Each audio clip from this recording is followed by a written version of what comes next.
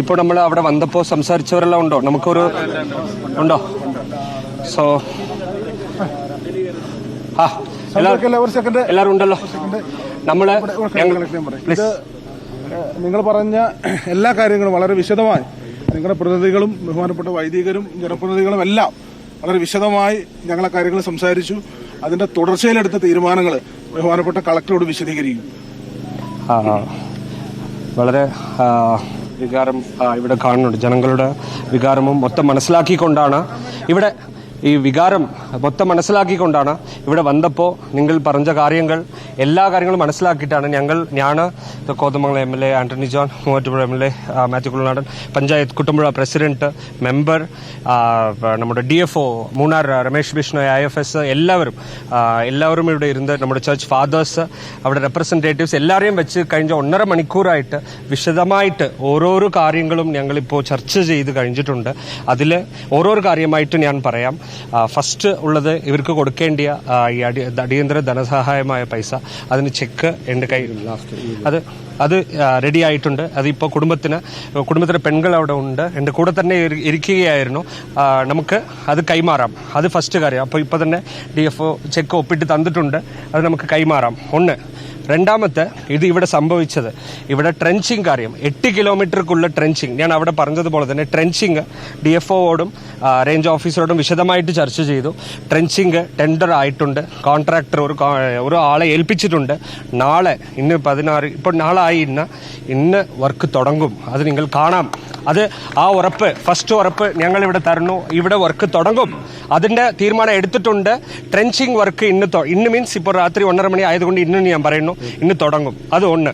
പിന്നെ ഇവിടെ ഉള്ള സോളാർ ഫെൻസിങ്ങിന്റെ മെയിൻ്റനൻസ് വളരെ കുറേ സ്ഥലങ്ങളിൽ മെയിൻ്റനൻസ് ഇല്ലാതെ ആയിട്ടുണ്ട്.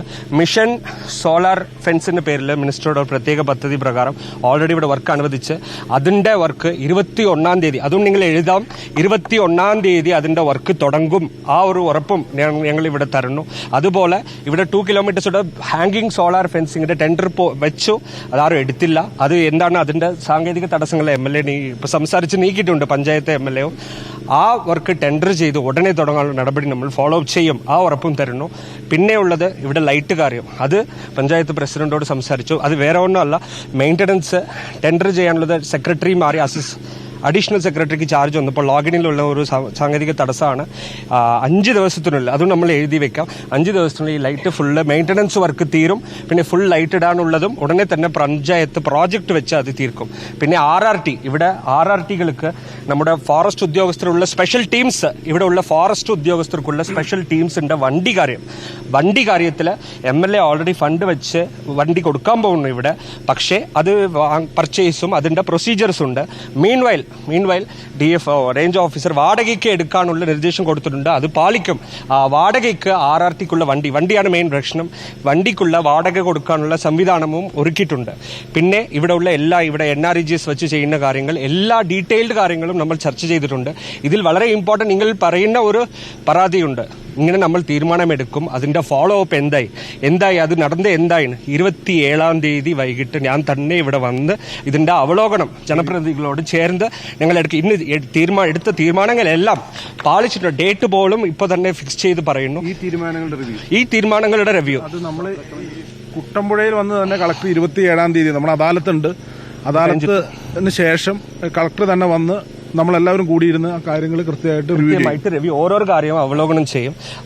ഈ ഫോളോ അപ്പ് ഇല്ലാന്ന് ഒരു പരാതി ഉണ്ടാകാതിരിക്കുക. അല്ല, അതാ അപകടം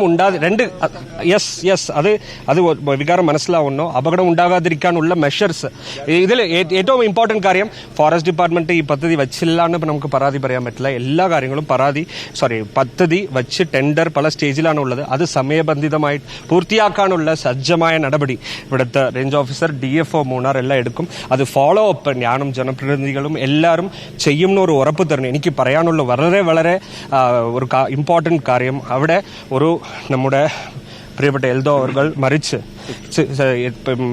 ഇത്ര മണിക്കൂറായി.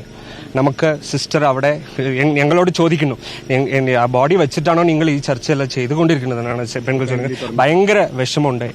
ഞാൻ കൈപിടിച്ച് നിങ്ങളോട് ചോദിക്കുന്നു, ആ ബോഡി ഒന്ന് എടുക്കാനുള്ള അനുവാദം ഒന്ന് നിങ്ങൾ തരണമെന്ന് മാത്രം ഞാൻ ചോദിക്കുന്നു. നമുക്ക് ഞാൻ പറഞ്ഞതുപോലെ തന്നെ ഈ പറഞ്ഞ എല്ലാ വാഗ്ദാനങ്ങളും പാലിക്കാനുള്ള എല്ലാ നടപടി ജില്ലാ കളക്ടർ നിലയിൽ സ്വീകരിക്കും. ഞാൻ ഉറപ്പ് തന്നുകൊണ്ട് ചർച്ച് ഫാദേഴ്സ് നന്ദി കഴിഞ്ഞുകൊണ്ട് നിങ്ങൾക്ക് നന്ദി പറഞ്ഞു. ഇനി ആവർത്തിക്കാരികൾ നടപടി താങ്ക് യു.